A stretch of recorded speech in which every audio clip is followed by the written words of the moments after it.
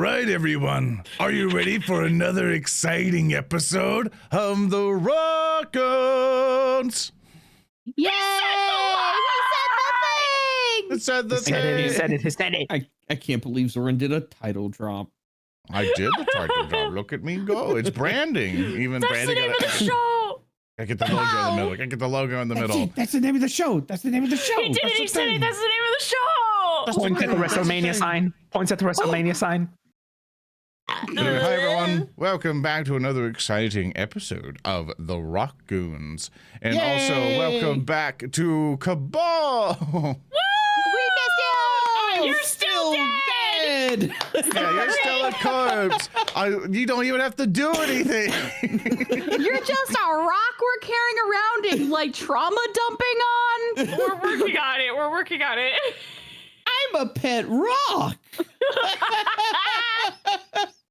I love it.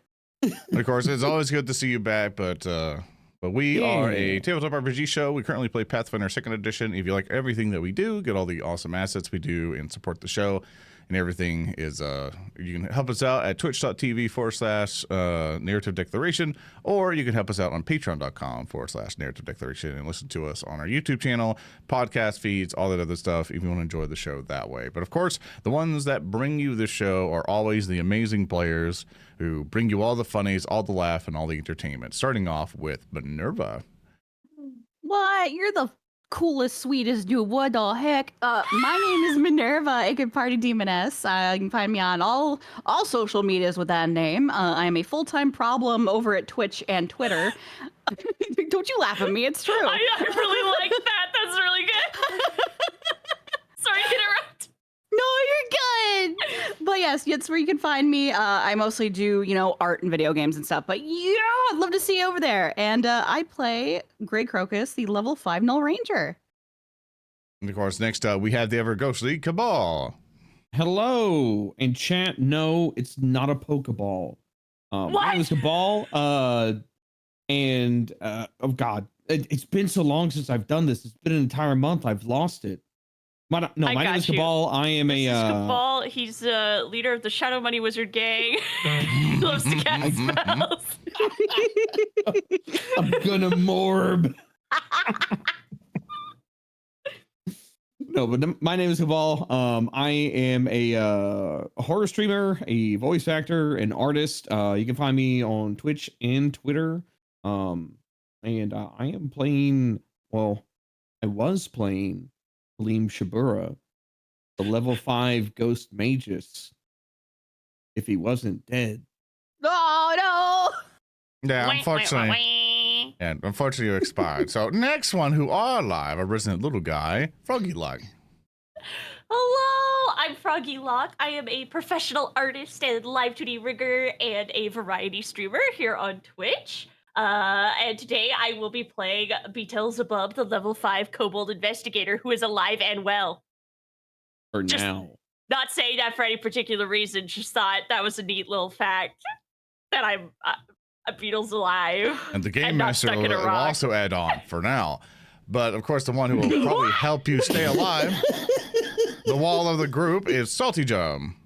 Yeah, it's me, SaltyJub. I'm the actual little guy in real life, but I'm playing a big person in the game. I'm playing hard. He's level 5 monk. I'm not trying to hide the fact that I'm short. Okay, I'm not trying to do anything. Cope. That's me. You can find me over at Twitter. SaltyJub, funny. I do art. You do art great. You do art so good. You do art good, mini much good, yes. Yes. Yeah. Good. Yeah, many much good happiness. Yes. Art good. Okay, I am your smart. Many big word. Many big word, many say together, make PhD, yes. So I am your host and game master for this evening, Zoran the Bear, and welcome back to Rotgoons. As a bit of a warning for everyone watching live and wondering on YouTube, going, Zoran, why is this messed up? Ironside was really, really helpful. Ironside was very, very generous and helped send over a brand new PC. My old PC was basically just dying. It would randomly shut off, and I was scared every single time we would stream any of these shows that it would just randomly shut off and ruin everything. And because these have to go continuously to make it work. So, man, now the only thing that'll make the shows kind of end if the Texas infrastructure will just shut off my electricity for no good reason. So now it's going to be Texas's fault this time. But Ironside Computers, thanks so very much for sending over a computer. We just want to give them a shout out and stuff. They've been very, very helpful. Even I think even one of the reps and stuff at 9 p.m. helped me out with a little bit of a problem and stuff. So didn't get that with the previous pre-built company, I say in disdain, who sent me broken hardware. I've now learned to find out and send a replacement part with broken shit. So thanks, Ironside, for sending me something that actually works. And it is pretty cool. So thanks so much. So be sure to head over to Ironside, look up Ironside PCs and stuff like that, and get yourself one today. But with that, who remembers, for a couple of smidgens of hero points, who remembers what happened last time? I'm exempt. I've been dead for a month. But that means you got all that time to pay attention. Yeah, I did it last week. Salty, do you want to do it? Because you'll get the most hero points out of it. I would, but I'm not doing it. you're not doing it. Not doing it. It would be hilarious if Cab did it. I literally did not watch the last episode. I have no idea what went on. Okay, cool. I was in the middle of moving. A fine fucking excuse. Getting a house? What a fucking loser. Oh my god! You know what? At this point, I might as well just stay in the Pokeball. Yeah. So I can do it. I can do the funny. I can do the funny talkie. Yeah, what happened last week with Baldric? Good beginning there, Froggy. Because last time, since Tellem, the greatest smuggler that Quan Shir had ever seen, both in life and death, had been excommunicated from the realm of the living, his three companions, Heart, Beetle, and Grey, set to take on a job of smuggling in an individual from the dark and gloomy swamps outside of Outset, Solitude, in hopes of getting in a very important individual to the Elmas, an individual who had recipes that they wanted. The question for if these recipes were of food or of other resources was entirely unmentioned, entirely forgotten, and excerpt from the entire situation. With it all, the three of them set out from Outset and into Solitude, wandering through the murky swamps, and there, in hiding, was the man himself, Baldric, played by Erndil, who has ventured away from his group to go back into Outset, to go back to his house, where he can, be the most efficient. I wouldn't say terrorist. I would say something like society toppler, more than anything else, a tyrant slayer, if you will. And there in the swamps, they manufactured a plan to gather a wagon, some horses, and just ride up to the wall, disguised as members of the Tyrant's Guild.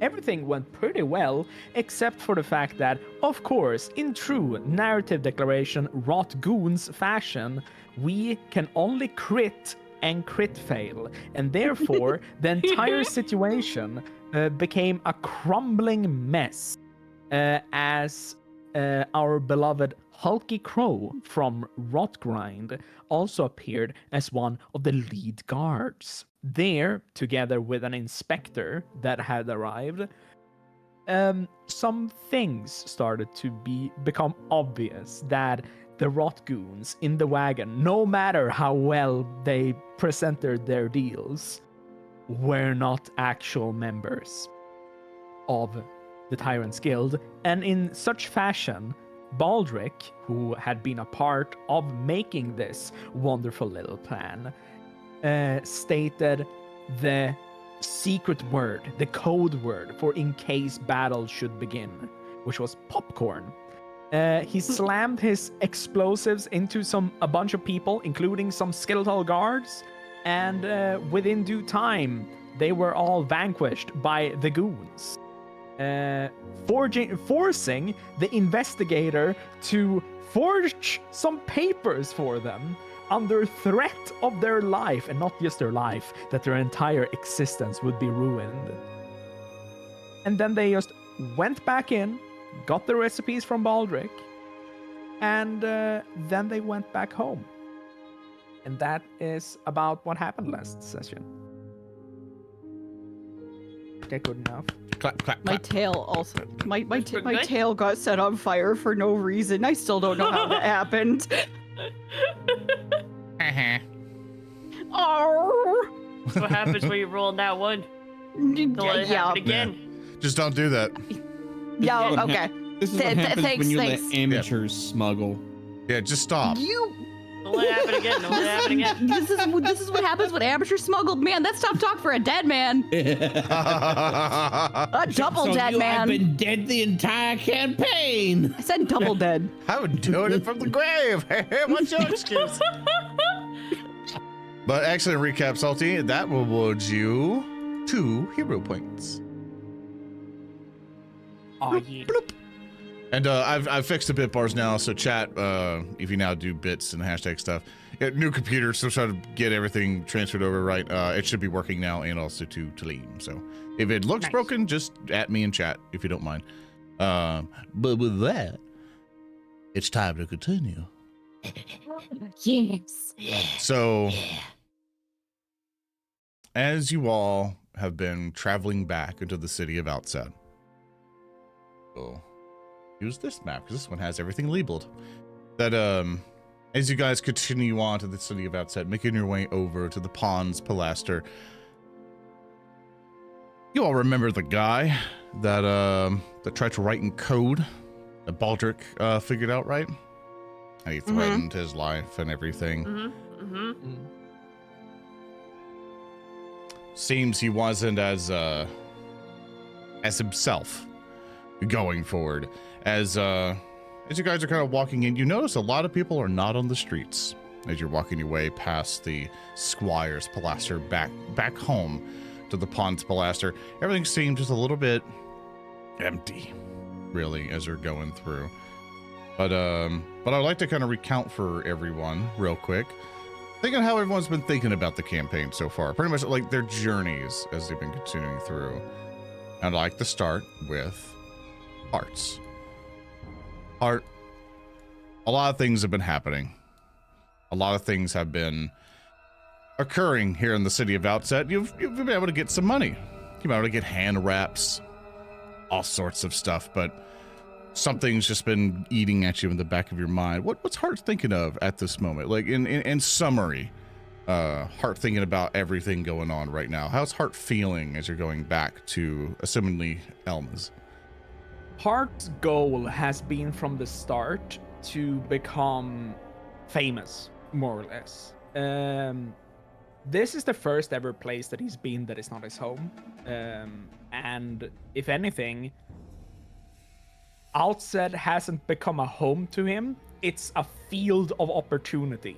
And the individuals that he has met, Beetle, Grey, Tellem, the Elmas, Holic, all of them are people to him that at first he was like, oh yeah, these people will help me get famous.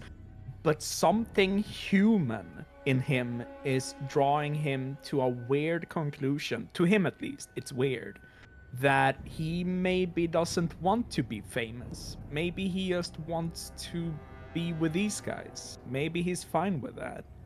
And he's having a conflict of interest in himself.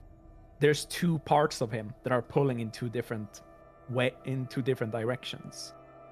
One of them is that which has been instilled for him through his entire life. Get famous, get big, get worthy enough that your father will, accept you.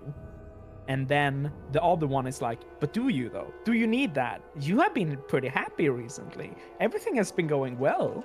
Why don't you do that? And then he has this conflict in his head. So he has been very distant when no one has been talking to him. He has been that weird sense of heart always being looking out for everyone, talking to people. He's been a very nice traveling companion. But recently he has been very much just looking out towards a distance, even though they're in the city. He has just been looking about, not that talkative recently. Roll me a perception check, if you don't mind. You're walking through the city streets. You're going through some back roads. You definitely aren't trying to go in through the main roads. And with your roll I of rolled a a 24. 13 for a Okay. total of 24. Okay, cool. Beetle, Mm. you're plapping away. You know, you're with your group.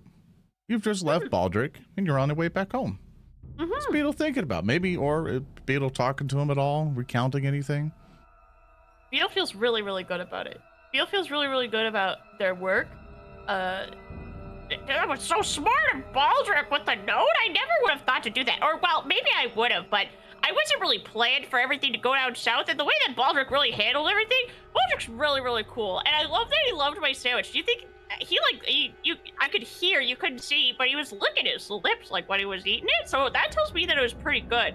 I'm gonna go home and I'm gonna make, I'm gonna make like a bunch of frog sandwiches. You guys want some frog sandwiches when we get back? And Beetle is like yammering about how great it went, how cool Baldric is, how cool he feels, and how cool everybody else here is, and how he can't wait to get back to the Elmas, which he endearingly, maybe mistakenly refers to as home.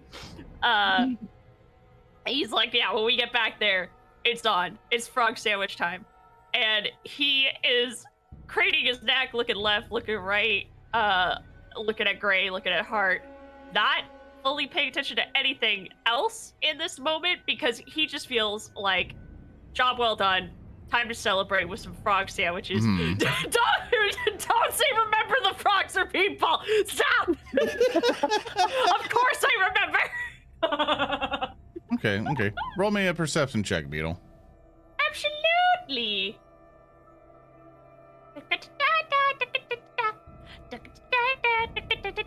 Uh-oh. 1 second, I have to reset my web browser. It's not opening the menu. You can do it. I There can we go. believe. That would be a total of 25. Okay. Cool. Gray, in summary, how's Gray feeling? Or is Gray talking to the group at all as you're walking home, or anything else? Gray's kind of just like listening to Beetle yammer on as he does. She normally doesn't talk very much to begin with. It has kept her alive for a very long time to not talk. But while she's listening to Beetle, she's like nodding her head like that's nice, sweetie. And she's kind of keeping an eye out because they're still kind of like, being talked about. Like they had someone come after them not too long ago, and they just helped out a notorious terrorist, so that's probably not even helping anything. So she's keeping her eyes open while listening to Beetle. And with that, roll me a perception check, if you don't mind. Oh boy, I'm rolling a perception. We've done pretty good with those. Look at those numbers. That is a total of 18. Okay. Oh! Our perception checks are hot as fuck! Let's not say that. Kaleem. Yes. Kaleem. It is very dry for you. It is very dry for you as you were standing basically in the desert. But before you notice that there's a campsite behind you. And in front of you are a bunch of warriors coming on their way. Do I recognize the what the warriors are wearing? Do they look familiar? Roll me a society check. Oh man, society. I mean, And thanks never had Unsplash for an these idea. images, by the way. A lot of photoshopping last night. So I'm gonna roll that, and I rolled a 7 plus 11 for a total of 18. With that, you would recognize them. Normally, you remember yourself on a desert caravan. A lot of spices, a lot of goods coming in on your way. As you look down, you find yourself whole. You're not a ghost. You're back in Guanchir throughout the desert plains, and you see a group of individuals coming up to you as if they came off to the side of the rock face that's over to the side of you as you're continuing with the desert. They're getting closer, but you recognize them as raiders, bandits, people who would attack these things. And you remember that they would come in and just talk cordially, as if you were going to be paying a toll. And of course, whether you pay it or not, you're very confident that the rest of them hiding in the rocks and the cliff faces will come down to you. What would Tellem do? What would Tellem do to protect his caravan? What would Tellem do to protect his good, his investments? Or whatever else he chooses to protect. In that case, Tellem would more than likely, if he's standing out in the desert, he's probably on watch, which means that there is also somebody watching him. There's somebody at the camp, and they're standing around. And so what he would essentially do is he would take his shield that he keeps strapped to his arm, and since he's standing there, he would tilt it in a way so it flashes the light back at the camp, to let those there know that someone is approaching. And he would do it 3 times to indicate that it is somebody who is hostile, or possibly hostile, more than likely raiders. But since they do tend to come in and talk cordially, he will try to, bind them in, make them feel at ease, make them feel like they're going to get their way, so the caravan can either, assemble all the guards or, get ready to run. Mm-hmm. As you do so, as you flash the light, you begin to see kind of everything fade. Everything fades back for you, Tellem, for you're in this world of just sparkling visual splendor, but everything goes back dark for you. It all goes back to the rest of them. Beetle Gray, and Heart, you see flashing lights somewhere. Flashing lights just kind of drawing your attention over to the side. And you see, waiting in ambush for you, Tyrant's Guild members. As you were going throughout the back streets, and so, thank goodness that something caught your eye, and you all see, laying in wait, multiple Tyrant's Guild members, and you're in the thick of it.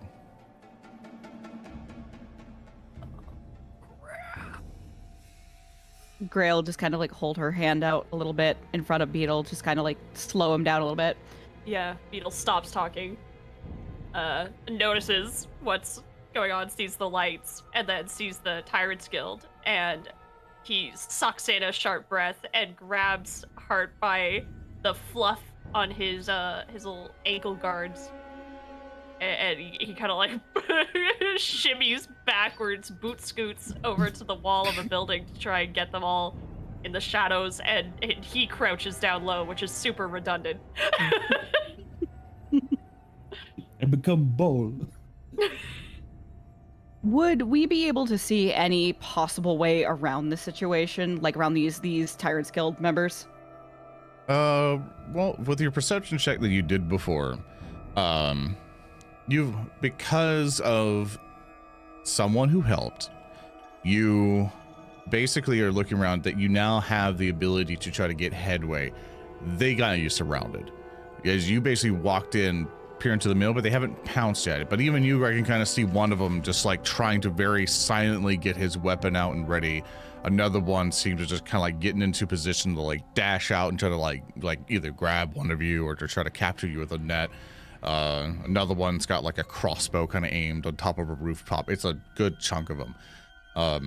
But because of that warning, you were able to assess that like we're in it, and and there are options you can take that you feel, and if you want to suggest something to me, see something you can do to get a leg up possibly in this situation. Can we scale onto the buildings somehow? Just imagine Beetle getting thrown up. Hey, Beetle Sora. would realize they're in the alleyways, a couple on top of the roofs, all around. But for you, Hart, what's up? Is there a door or a window nearby? Oh. You're Like in a kind of an regular- alleyway area, but yeah, there's several doors leading into places. So whether they're unlocked and accessible, it's gonna be random chance for you. But No, they're gonna be unlocked. Don't worry about it. But they're going to be soon. yes, but is there, because being on the roofs, that's understandable. If anything, cooking is Hart's big deal. Hart's second deal is knowing about his homeland and everything that that the people that taught him about stuff. And the third thing that might be Hart's actual excellence is his innate understanding of tactical fighting. Even though he's not educated or anything, he just knows how people work in a fight. And Hart looks up, and if he sees a single one of them on the roofs, and if he sees them in the distance, then he might understand that, okay, we might be surrounded. They might be like behind us at this point as well. And taking a note from how Gray typically does things, where they stay in the distance and move around corners and whatever, he wants to open a door. Okay. Or a window that is nearby. While Hart is looking at doors, Gray is looking at the ground, seeing if there's any sewer holes. Yeah, just somewhere to go. What's Beetle doing? Mhm. Oh crap. Oh crap. Oh crap. Oh crap. Oh crap. Oh crap, they've noticed us. Oh crap, they're readying things. Oh crap. Guys? Guys? Is it safe to go back to the Elmas? Not Probably this way. not. Frick, we shouldn't lead this back there to them. Why are they after us anyway? We never did anything wrong. Gray just like plaps her hand on Beetle's head, just. That's correct, Beetle. We didn't do anything wrong. But We the never law, did. but the law people, they employ laws. And do you know what the law people tend to do? They tend to make you do wrong things according to the law. He looks at Beetle like, and that's bad. Where are we gonna go? What are we gonna do?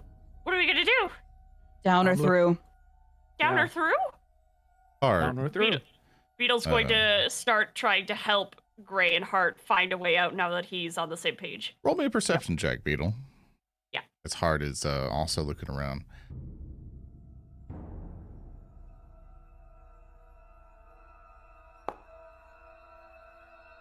That's a total of a 25. With that roll, you notice that there are like, how barn doors are, really big doors, kind of all that stuff, Mhm. or warehouse doors. You notice one. You notice one that's slightly opened, something that you think you can slip into. Beetle will point it out and be like, over there. Hopefully they're not looking at us from in there, but even then, the cover from being inside the building, it might be worth taking the chance. It's a large Mm. house. There might Yeah. be a a sewer grate in there. Yeah. Can you squeeze through? Might be able to just open the door. And Beetle will scurry over and try and open the door if something is jammed or Like, for some reason he you can't. see that you see that's a little bit open or so, and you're able to start squeezing through. But as you guys start to motion there, you hear from the side. One of it goes like, "Get him, go!" And then whoosh, everything begins. Everything begins. You see Tyrant's Guild rush out everywhere, seeing that their opportunity is slipping away from them, and they start chasing you. Shit. Let me see if I can get something a little appropriate for this. This is an entire time I was looking around like, okay, what kind of... I like how Chad was like, rattle 'em, boys. Rattle 'em, bud. I'm being rattled. And so with that, Shake scream viciously. and so with that, you all are running as you basically try to like burst in through the warehouse and stuff. You notice it is practically empty, but the other side of the door is open for you. We're now in a chase scene. Oh, fuck. Oh. On a chase scene, and what I'm going to do to make things a little bit easier for everyone, I'm going to preload it, and hopefully everything works. Crossing my Blah, blah, blah. fingers Here and my you go. toes. You're now in a chase scene. A bunch of Tyrant's Guild Oh. members are behind of you, like too many probably for you to take on for yourself. As you guys are pretty much rushing, I'm now going to go to kind of each of you, really. I'm going to go to each of you and basically ask you several questions. Heck yeah. But first, we're going to go to Tellem. Hey, that's me. Tellem, Yes. you remember the bandits from before? Right. You remember the bandits who you talked to? It did not go well. It did not go well either by you or some intervention of someone in your camp. It might have not gone well, you know, in terms of your mindset or so, but they seemed cordial enough. They took any bribes, any tolls that they wanted, but they have come crashing down the hills of the desert for you. You are currently seeing a horde of them come through, like rushing to and fro on pretty much Kabalik steeds, which pretty much think of like a horse dog kind of hybrid type creature with clawed hands and stuff, just rushing back and forth. And you buddy. are in the thick of it. Like you're in the thick of it, but before the wave gets in, you've noticed that there are obstacles around them, like kind of pillars of stone and things like that around, obstacles to put in their way. What does Tellem do? What does Tellem do to buy the camp time? So, while they are charging in, or they're either, I'm assuming some of them are like right there at the moment. More than likely, what Tellem would do is he would actually take his apps coil, and like if you have like some stone obelisks or something like that around right there, he would actually try to fling the ass coil out, wrap it around a stone, and pull it down on anyone who's either in front of him or next to him, to basically like interpose that, give it something to to block away or fall on someone. Roll me a melee attack. Just generally roll it. Either that or I'll make you here, let's change it appropriately, make it easier on us. Roll me an arcane check. Okay. I have to go find that. Oh, there it is. Okay, there we go. So I roll with a plus 11 with a 9 for a total of 20. For you, the vision passes again and you fade back in the darkness. Now for everybody else, Hart, you're rushing. Yeah. You're rushing pretty much down this past of the warehouse out into an alleyway, and you see Tyrant's Guild are just moving in on you. In front of you see a crane carrying a crate and several workers around it just trying to take care of stuff. And it kind of bends over to the left that you notice. What do you do? Hart knows that if he just wanted to, he could outrun any Tyrant's Guild member. He can run as fast as a horse. But he knows that the rest of his kin cannot. And therefore he will never leave them. Hart will start to look at his two allies, and he will do the one thing that Hart can do in this situation, more than anything else. He will run first, just in case anyone wants to hit his allies, hit his friends, or down him or whatever. He can take the first hit. As long as they keep running, they can probably outrun the rest that is behind them. So the first thing that he will do is run down the alleyway and quickly see if there's anything else around there. But he will run over to the crane firsthand. Okay. The crane is away upward, and upward is away from these guys. Okay. So basically, you're just hauling butt for this one. Great. Is there anything special you were doing, or are you also running? She is running while looking up and around to see if there's anything she can like possibly pull down or shoot down to like try and obstruct the way behind them. Actually, roll me a perception check. Oh no, where did it go? There it is. Rolling. That's a total of 11. You do have a Is- reroll. It is enough. It is enough to notice that the crane with the crate would be something interesting if it did fall behind you guys, leading to the way. And in fact, you kind of see another mirror-like glint kind of near it. Gray will shout out to Hart, "Hey, crane!" And she points behind them towards the Tyrant's Guild members. Make it fall. Make it fall. He gives her a thumbs up. Okay, Beetle. So Beetle has little tiny stubby legs, so the very first and foremost thing that he's gonna do is when Heart starts to take off, and then Gray, he like puts in one final push with his little slappers, and he grabs onto, I suppose, Gray, because Gray is the closest, and starts climbing up and Is he like stuck to her tail? yeah, he just grabs onto her tail and like climbs up. It's like somebody being dragged from a cart.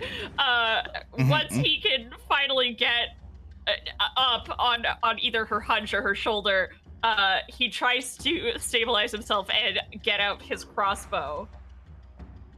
You're like try to suppress the Tyrant's Guild people, make it harder for them to follow. Yes, so he's going to try and throw some shots at them, fire some shots at them from up on Gray. It's Okay, a sniper excellent. tower. Go ahead. You don't have to target in the Tyrant's Guild member tokens here, but go ahead and just do me a normal crossbow attack. Let's see what the roll is. Yeah, sure. Hold on, I gotta switch from. Oh my gosh, I'm so sorry. Let me refresh the browser again. Yeah, just make sure hardware acceleration's on. If you're having trouble. Ah, okay.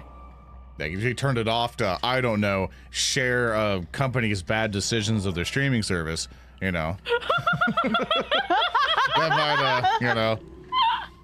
Yeah, I'm popping out the character window so I can have it on another browser, and I don't know if that has anything to do with it. I'm just trying to... Sometimes it breaks a little bit, so if you always have Okay. trouble rolling something, just pop it back in.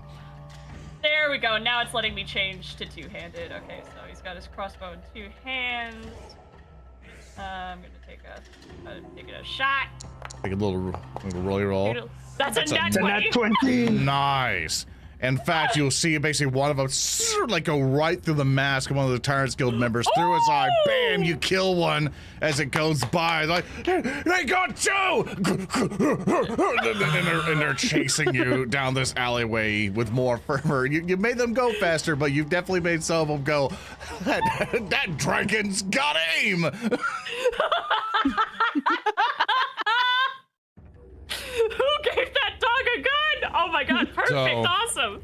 They only move up so much thanks to everyone's efforts and everyone kind of legging it, getting ready for things. Now we're gonna go to the next phase. For the next section of the chase thing. You all have seen the crane. Gray, you've definitely have pointed it out to the rest of the group. You're now needing to turn over the bend. I want to basically like start with one, switch it over. Beetle, you have shot. Now you notice they're ganging up a little bit, but not as much as possible thanks to your efforts. You notice that there's a crane up top with suspended by rope with the crane for the crate. You see it dangling there. You do also notice the glint, and so as you're about to round about the corner, you can either try to do something with that, or maybe look around your environment, maybe think there might be something else that should help slow these people down, or to help you go a little bit faster. What would you like to do? Oh, once we pass under that box, Beetle's gonna stick out his tongue, lick one eye, and then he's gonna take a shot at the rope. Awesome. Go ahead and roll me a crossbow attack for me. So that's a 5 on the die. It's a total of 17, but a 5 on the die, yeah. Would you like to keep that? I'm gonna hero point it. Okay. Oh. Pledge. Roll it again. It's a natural one. How did this happen? You know, I So- had a feeling that the moment I was like, "Are you okay with that?" I was just like, it might upset some people in chat, but let me do something here. Let me do something here. Oh my god. Beetle, as you aim in and you know that like something jostled you or so, re-roll the 1. Really? Re-roll the I 1. did get a nat 20 before. I You got a feel nat 20 before. you feel something helped you. Oh, That's a 20. That's the best. it's a total of 20. It's an 8 on the die, yeah. Yeah. You shoot the rope on top. It is not enough to take it down completely, but with the help of something. I feel a spectral force adjust my aim. Tellem, as flashback's gonna come back to you, you basically see a small boy with a crossbow, just kind of shaking and trying to like aim at one of the riders. What do you do? as he's trying to like aim at one of the riders, and Tellem is basically, people are either running past, packing things up. Talim's got a shield in one hand, he's got a sword in the other, and he's ready for them to be upon them. But as he sees the small boy shake, like he will crouch down and he'll set the shield in front of the boy, and so he can rest the crossbow on it. He's just like, breathe, and squeeze. And the boy fires and hits his mark. You see one of the riders fall off from his mount and crash down onto the desert sands, and it is like sand dissipating from your vision, whoosh, back to darkness. And of course Beetle fires, whoosh, and thanks to some help, hits the rope. And after that, he slaps the boy in the back. He's like, now to the wagon. And so next up, Gray, you notice that the rope is kind of dangling in. By its weight, it should fall behind you guys as you guys continue on. But as you suspect that, you're not 100% confident on it. Make me an athletics check to run faster or acrobatics to potentially dodge it. We're gonna roll for athletics. All right, let's see it. She's good. 5 for a total of 16. Happy with that?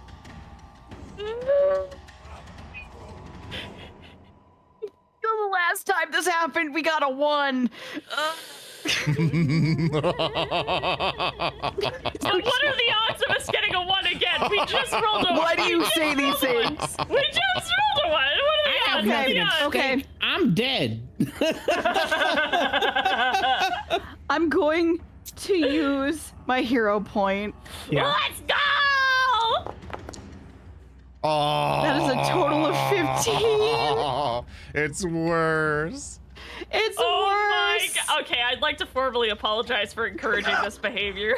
That's okay. I'm gonna keep it either way. I can't really re-roll. It is. She's gonna okay. use her best. She is old. Reminder: she's an old woman. She is past the expiration date for the average knoll. She's spoiled milk. So with that, Heart, same options for you. Thanks, browsers. My browsers for some reason reset. But Heart, same thing for you.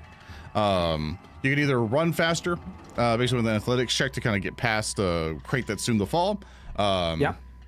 Acrobatics to sort of dodge through it as it does fall, or if you want to do something kind of inventive or so, feel free to suggest something to me. I'll try to compensate.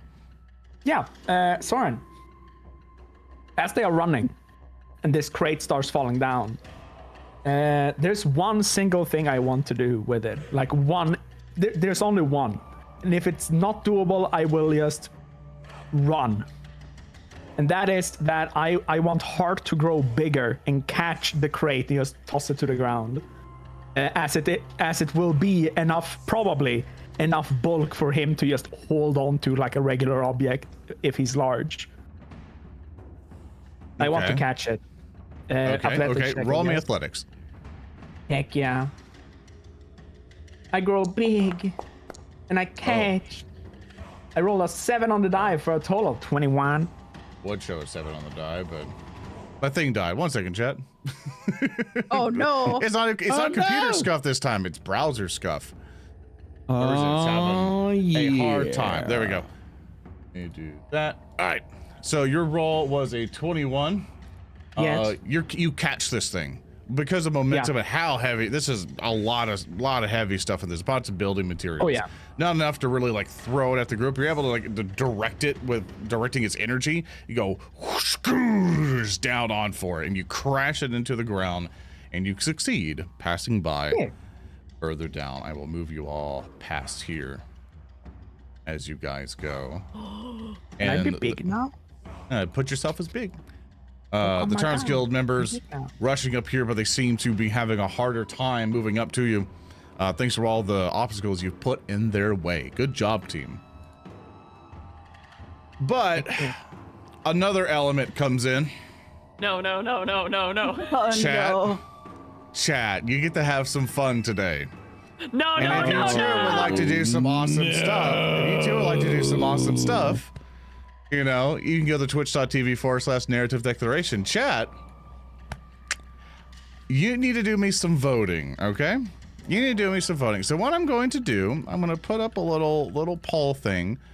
A little poll thing. It's going to look weird real quick, so just give me a second. Hold up. I gotta do this live because otherwise it looks kind of weird. Okay. Don't put it on there, Soren. Don't put it on there. Don't put it on there. We'll do it here.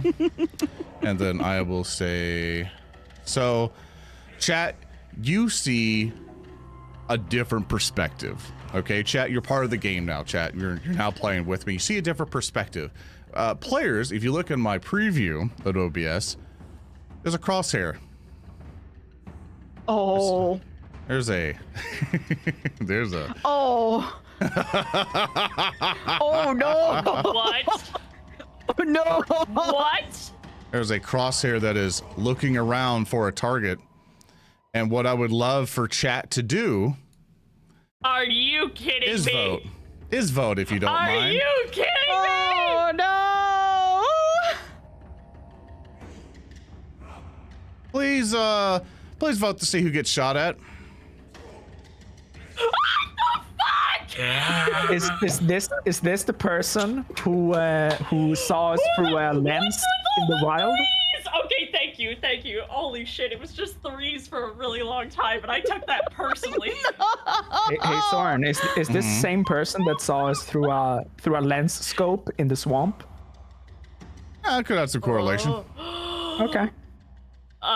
Excuse me. I want you to know that if you shoot me, I will never forgive you for this. Beetle, it was a privilege and an honor! What the fuck? Let me see. Ah, there it is. Is that it? Yeah, that's it. No, don't hear the rod. No. Let me roll it this way. Let me put it over here just so people can have it. As a cool thing I was going to do is I'm going to basically have this move to see who's getting shot at. Because I can move it to any of you. For reference, I swear to God. currently This is for Beetle is winning. This is for you. Basically going, you could re-roll it. What could possibly happen? You know what? I like your choice of words. I like you say Beetle is winning. Yeah, that's one way of looking at it. That's very glass half full of you. That's a good outlook. Yeah. So for anyone who is listening to this podcast right now, or just, off to the side, Soren has literally put on a filter over our, actual escape map, our big over our cool game thing, board. with just a sniper scope, and is hovering it casually above us. Man, I hope we hear the crank boom of an arquebus. Oh my God. I'm so upset. Okay, kind of a 5, 4, 3, 2, 1, and Beetle with 5. I like how I think it's 54%. You don't need to voted read into to the be shot numbers. at. You don't need to. Beetle, Yeah. you take 8 points of damage. Okay. What you hear is a bam, just like shockwave, crack, and it just hits you on the side of the arm. Was not an accurate shot. Was not an accurate shot. Pretty much something in the wind maybe have gone through it. Something in the wind might have diverted the shot on the way, but and you just hear like as it hits a cobblestone and the bullet ricochets through. You're being hunted, not just by the Tyrants Guild, but by something else. Group. Goons, if I dare say. You are continuing down the alleyway. You are running. You have delayed the Tyrants Guild going forward, but something arrives in your path. Something most heinous, something most terrible, as you're in a chase scene. 2 people carrying a glass pane appear before you. I'm taking a walk. 2 citizens of Outset, maybe wanting to install a window at some point. Maybe bringing it in for old grandma's, window so she can see all the cute people going around the street so she can people watch. You don't know what the glass is for, but it's now in front of you. 2 of them are carrying this large pane of glass, and you somehow have to get past them. Hearts, you are rushing, you are running, you are big, you are proud. But the glass is impenetrable. And arms. The inconvenience of this glass is too scary to smash. You would ruin someone's birthday or an event or something for some reason. It's someone's order. What do you do? How would you like to get past this pane of glass? Or you can athletics check to jump over or crash through it, or acrobatics to kind of dodge through it, or let's see, what's a fun little thing we can kind of do? Or you can do intimidation if you like. Just scare them out of your way to make them stop so it's easier for you to get around. Or any other type of thing you would like to try. What would you like to do?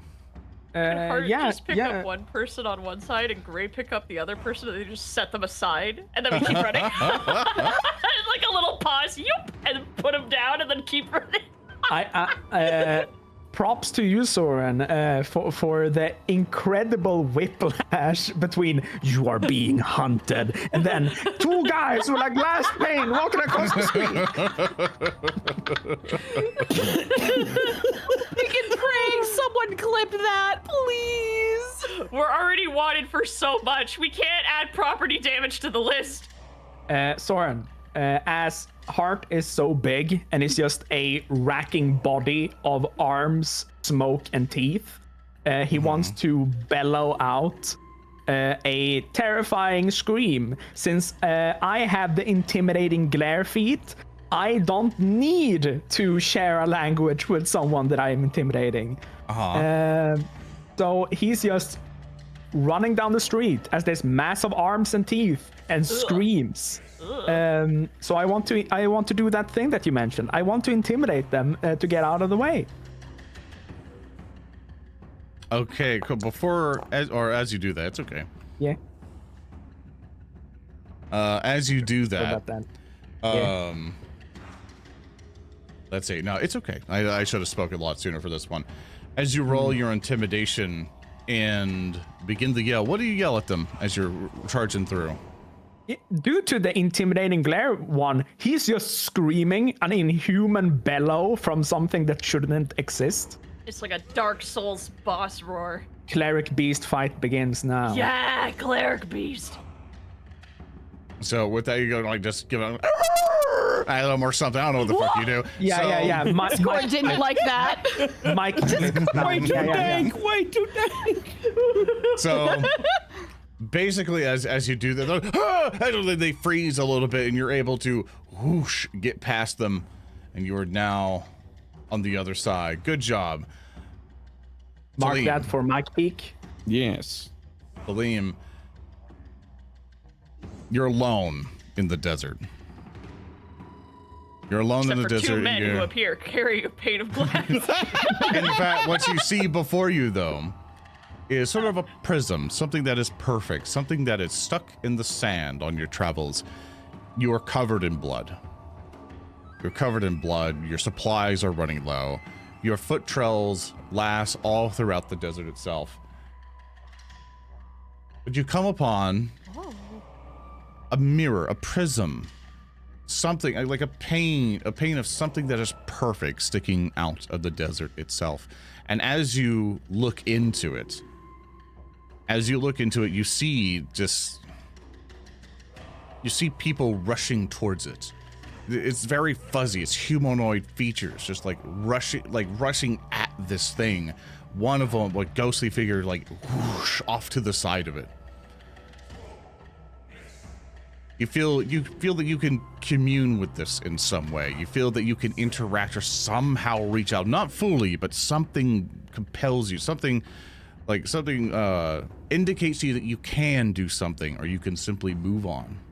Continue on with your journey, thinking you're hallucinating if you wish to go that route. What does Tellem do? What would Tellem like to do? If Tellem is, wounded, he's covered in blood, his, supplies are running low. He's lived in the desert all of his life. It's not the first time. Twitch shit out there. It's not the first time that he's gone to this kind of situation. He's very familiar with mirages, and he's also familiar with how oftentimes, the mind, when it's tired, when you're dehydrated, can play tricks on you, and that if you stop moving, you can oftentimes be dead. So even though he sees like this weird, strange artifact in front of him, if it had been another scenario, he may have maybe I could, sell this with some money or sell this for some money or something. But he knows that he has to keep moving. To stop now is basically to just give up, because he has no idea if this is going to entrance him or anything. So kind of shift in his armor, and keep his shield over his head to maybe keep the sun off of him a little bit, and he'll keep moving on. Okay, you continue to move on. And we cut back the chase. Gray, you see this pane of glass before you, the unstoppable obstacle. What do you do? Same options kind of as heart. Either athletics to jump over, crash through it, acrobatics to kind of like whoosh, whoosh, kind of jump around the way, or maybe something inventive you would like to try. Like anything else with your skills you'd like to show me. Gray is gonna take a page out of Beetle's book and grab onto Heart as he's going around it. Yeah. Yeah! She's going to grab onto him while also, hey, where did that arrow come from? She's basically looking around for that, because that's a problem. Oh yeah, it was a bullet. He straight up got shot at by it was a bullet. It was a bullet. Bullet, yeah. It was a bullet. So I would like to do that. Roll me an athletics check. I love that we're a rolling, totem pole rolling. now. Oh, you saw that 20, right? That was an 8 for a total of 19. Unfortunately, it's not enough. Can I give a hero point? No, it's not enough. Oh. And so with that, you try to grab on, but it's just Heart's a bit too quick, and Heart's coming slips out of your claws, and you do make it a little bit away. You're able to get tugged over, but you don't get past the obstacle this time. Yes. Beetle, you're technically on gray, which I'm allowing for it, but Tyrant Skill people are coming up fast. They're getting past the obstacle. They seem to be soon to be upon you if you don't help out here. And the glass pane of impenetrableness is in front of you. What do you do? Fortnite slide. Beetle is holding on to Gray for dear life, and he screams when Gray tries to jump over with Heart and kadunks onto the glass. And Beetle's just gonna turn around and shoot the glass. Okay, go ahead and roll me an attack. We're just ruining this poor. These guys are like, we're just trying to do our jobs. Oh no, that's a total of 16. It's okay. Glass has a weak AC. Oh, thank shatter. God! I hate you Boom. so much. You're like, it's impenetrable glasses. I'm breaking my glass. I'm like, shit, there's something really scary about this fucking glass. You crash through it. It shatters all onto the ground, and you're able to help progress through. And Gray, you're lagging behind a little bit, but you are progressing through. And of course, okay, the she's Tyrant old. Guild members are still on your heels. I would put a shit ton more tokens, emphasize how many are coming after you, but I don't want to lag the game. It's okay. Yeah. We're role players. We're imagining. We're using our Yeah, brains. imagination. We're hallucinating right now. Creator of the This is where mind. this is where the podcast people have an opportunity to imagine how many. Imagine a lot of Imagine a horde tokens. behind them. You're now escaping. You're now still escaping through. You see traffic, a bunch of carts, trade, like a bunch of my carts, and of God. course trade things all around. Traffic going to and fro. Oh my fucking God! Are you kidding me? Traffic going to and fro, and to kind of get through them to gain enough speed or so, you have to deal with traffic. I And love you see- Frogger. Oh, You see your man. only avenue of safety is Traffic. hooking over to the right. But of course, as you're coming up, Tellem, Yes. we go back to you. Me? Little me. Your travels have been long, Tellem. But you Yes. are an experienced veteran of the desert. You've probably have done this a number of times through failed trade caravans. As you're coming, you find a stray horse. You find a stray horse that seems not something you would be familiar with from the battle of before, but something that seems to have just lost its way. Roll me a nature check if you wish to calm it down and either ride it or so, or will you simply ignore it, thinking it's another aberration? What would Tellem like to do? Sometimes the sands provide, and while Tellem he isn't skilled with nature, this is an opportunity where, if he can get a mount, even if only he makes it, and like the horse doesn't, then he still makes it. So I'll go ahead and roll that raw nature check. I got no bonuses to it, and it's a flat 10. It's And not you'll quite just try to, enough like- to ride the horse, but you're at least able to lead it. You're able to take its Yeah. lead, and it'll definitely not let you on its back, but you're able to kind of let it lead you. It kind of tugs on you or so, and you find yourself approaching a camp. And you see a woman there looking around frantically, just trying to look over the horizon, and she sees you with the horse. She waves you down, and either this person would be important to you in Tellem's life, that's up for you to decide. But she welcomes you into the camp, a new caravan, something else you can protect, or it's just another step in your life, something as an avenue to get back to civilization, get back to what you would call home.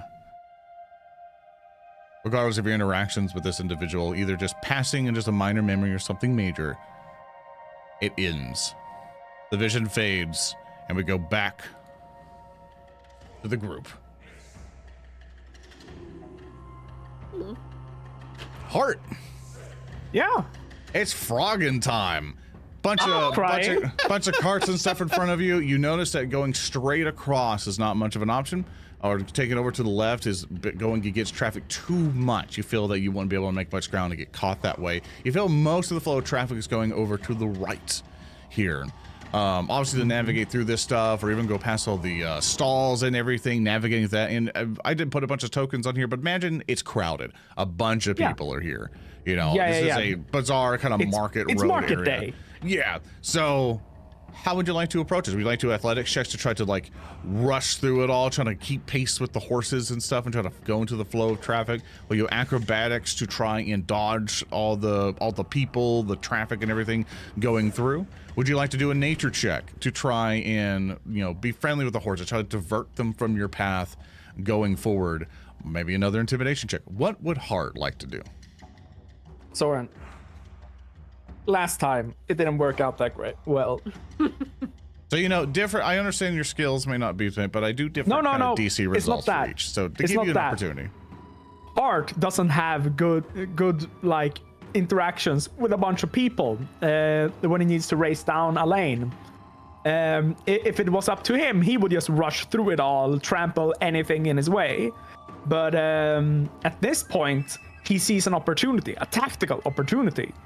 This is a sea of movement. If he can pass through this, then the Tyrants Guild members might also pass through it. If he makes it so that it keeps on moving, this river of meat, then they probably can't move through it. So what Hart wants to do is that he wants to move up towards its limit, and then he wants to ready himself to throw his two allies over it. So you are not carrying grit. Well, for that'll be a very hard athletics check. Yeah. To try to assist him in the thing. So yeah. Are you guys in on it? I will allow. Yeah, I'm here I will for it. allow that if you roll a natural 20. You're asking a lot on that one. You're asking a shit ton on that one. So can I spend hero points to do it? You can reroll. That's fine. Okay. That's asking a lot. Oh yeah, it is. That's asking to break the encounter. So yeah, exactly. and to be realistic and all that other stuff. Yeah. In that case, perhaps a little bit better of a choice is that Hart wants to move up to this corner, and with how big he is, he wants to jump over it. So he wants to use the corner of this building as the corner of a wrestling ring, and just try to leap as far as he can. And I do have improved leaping distance, or see, it works. Should I roll anything? Are you trying to jump across? Because you know across is not a pathway forward. Ah, true that. Yeah, I remember telling you can't. Going across is kind of filled up with people, way too much stuff to get past. All right. Then we just continue with the same thing as usual. Scream as he rushes down. It's just imagining everyone in this marketplace doing their thing, and there's just a screaming mass of arms, just yeah, just running down the lane. Yeah. No fucking thanks. Intimidation check, I guess. Yeah, let's see it. Yeah. I rolled an 8 for a total of 16. I wish to use my hero point to reroll that. All right, let's see it. I rolled an 8 for a total of 16. Holy shit. Exactly the same. Oh my god. It's exactly the same. You try your best to intimidate, the horses, the people, and everything, and get out of your way, but you feel to be stuck in the traffic, or so. You're not making as much progress as you would like, but you are making progress. Not as far as you would like, but you are slowly but surely getting through there. Gray. You see Hart kind of barreling in. What would you like to do? Gray's gonna try and, well, first she's trying to catch up because she fell a little behind. And then when she gets up to the horses, she's going to try and climb over them, because at this rate it is probably faster to try and climb over them than to go around them, because stuff's moving. She's just like climbing and clambering over people riding their horses. I'm very amused by this imagery. See, go ahead and make a roll for me. Athletics? It's gotta be one more time. Sorry, my brain died. She's basically like running and like climbing over Okay, yeah, everything athletics, as she, okay. yeah.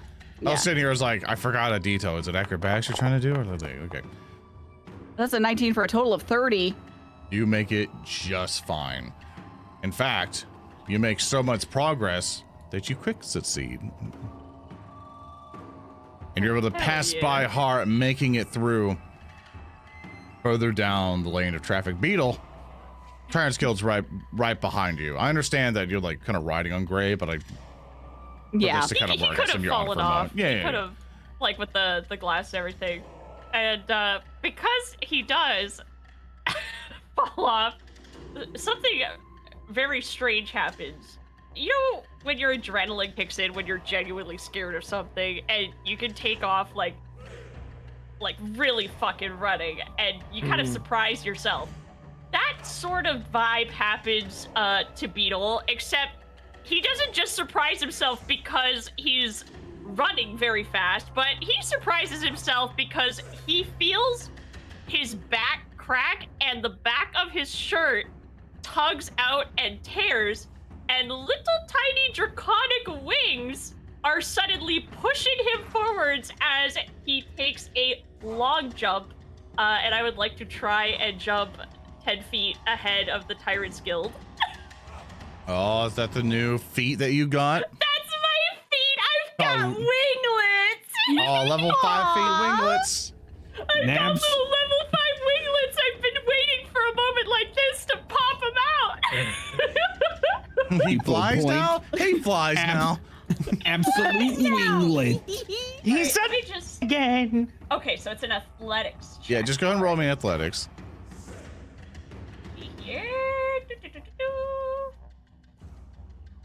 Chat is just a mass of Red Bull jokes. Alright, that's 11 on the die, but a total of 17. Okay. You're able to kind of make it through. You get over to where Hart is, or so. And both of you, as you guys are kind of together, kind of in the middle of traffic, are like, you both kind of see something. As you're kind of in the middle of traffic or so, you see one person just trying to, it's like, you see a man kind of dealing with his horse or so, and the horse is being very kind of uncooperative, but the man kind of leads the horse through kind of like traffic or so, kind of inconvenient, a bit dangerous, but something just kind of pushes the traffic along a little bit. Something just kind of like makes way for all of you to get by. Oh. And even with some of your failures, you notice something, someone in very nice clothing. From a glance, you see someone that you've met before, someone familiar, but on another bit of a blink, it seems like just a normal outset citizen, just normal rags and stuff wearing, leading the horse along. But it gives you both ample opportunity to catch up with Gray. Of course, the Tyrant's Guild members are fast on heroes. Unfortunately, some of the time on some of your failures allowed them to get even closer No! as they begin to catch up to you. They're going so fast! They're going so fast, they're going through the walls! For some reason, my tokens and stuff didn't load on this one or do for it, but there's also Outriders. Outriders, pretty much Tyrant's Guild members who were mounted on horses coming in on the northern road and over to the western road that you see barreling down with traffic and coming down to all of you. You both have two options now. You can either try to figure it out and going to the dead end full of refuse and a bunch of random building construction here over to the left, or try to break it into what seems to be a fenced area to your right. Fenced area? Yeah, Fenced while they're area, running and yeah. Beetle's screaming in shock of his back exploding. He's like, Move did you I get here. shot? There He you go, points at the fence and he goes, fence! Everybody Alright. knows when you're running from the cops, you gotta hop the fence. Yeah, buddy! Feel free. Feel free to move your tokens inside. As I Into the. Yeah, go ahead and move your guys inside. I'll give you 2 actions of movement. Basically going inside now. Okay. Oh. Because I'm doing that Wait, because I wait. have to add, because as you're doing this, they're hot on your heels, and I need to add all the other tokens. So please forgive me. Oh no. 1, 2, Yeah, these are the guys who were coming in from the north. 4. Oh, right, okay. I thought we were gonna run into more tokens. I was about to pee myself. 7, 8. There we go. More skeletal soldiers, pretty much Outsets, part of the Outsets military. Tyrants Guild members, everything begin to coalesce towards you. But you, all of you enter inside of this fenced area, and you see it's a dead end. It is walled off with high stone walls. It seems to be someone's sort of personal area. Someone owns the building over to your side, and you see that bit of something. It looks like crypts, conveniently just enough to fit all of you if they needed to. A broken statue stands inside in the middle of this fenced area, and you see the Tyrants Guild, and along with skeletal soldiers, military part of Outset, are converging onto you. What would you guys like to do? Are there any windows on the building or a back door or is this whole building the crypt? Feel free to move in. Feel free to move in. You see that you can't. The building itself doesn't look like a crypt itself. It seems to be a personal Okay, crypt. right. But as you kind of look in, you do notice that there are some doors and windows there. But they have bars over them, and the door itself seems to be pretty sturdy. But maybe with enough persuasion, maybe you might be able to get through it. But you think it'll take some time. Fuck. Gray is gonna look around as best she can for any other ways out, anything in the ground, like grates, or like any way into the sewers and into like anything that might be hidden. Okay. Beetle, roll me a perception check. Gray, roll me a perception check. Heart, what would you like to do?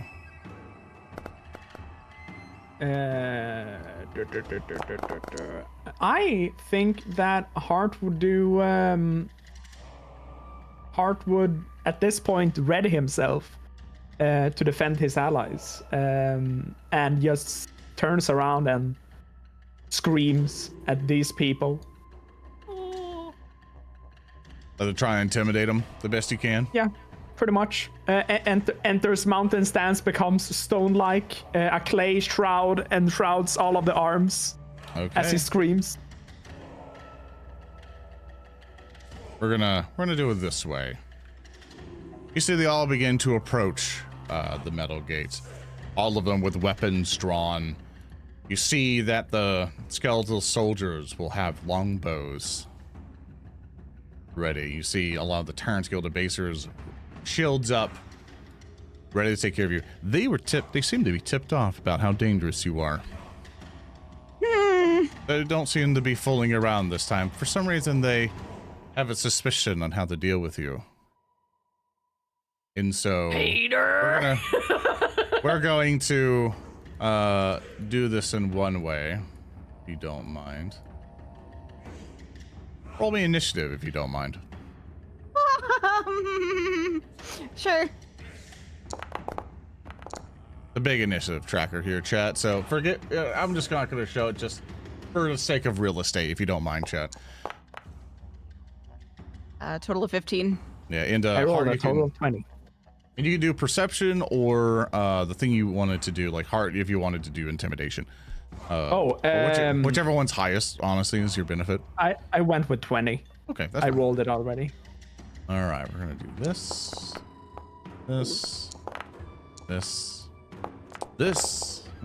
one. A lot of people are starting to like, man, Zoran likes just throwing a billion tokens and playing a war game. This motherfucker is just having, you know, longing memories of Warhammer. Man. Hey, 20. Soren, you can just use troops, my dude. There's rules for this. Yeah, no. No, fuck you. I want my minis. It's like, troops are not met. Like, troops can work for this, but let's say the math would not be appropriate right now. Troops are meant for a different thing. It's not a one-fits-all solution here. Beetle, you still need to roll your initiative. I think you did not click the right button. Sorry, that was my perception that I rolled. Yeah. Go ahead and click. I can roll it for you. No, I got it. I love it when Zoran plays Legions of Nagash in Pathfinder. Sorry about that. That's okay. a 22. Total of 22, sorry. Okay, this works out. Just to summarize and try to hot roll to save us some time, there's 4 skeletons here who are going to be that one. I kind of reordered to make it easier in my life here. That one, this one, and this one. Okay. I'm just going to have just one of them kind of fire the save time here. They're going to start shooting at you hard. You're the big scary target that they see. So they're all basically pretty much took action. They all moved up, took out their longbows, and they're all going to shoot at you. So I'm going to basically just roll 4 times. It's going to be max MAP because it's going to keep switching to each of their turns. First one does not hit you. Second one fires. Roll a natural 1. They fail really bad. Another one fires. Misses. They rolled a 5. And last one. Nothing happened. You're just seeing arrows. It's either some of them pierce you into nothing or fall into the side.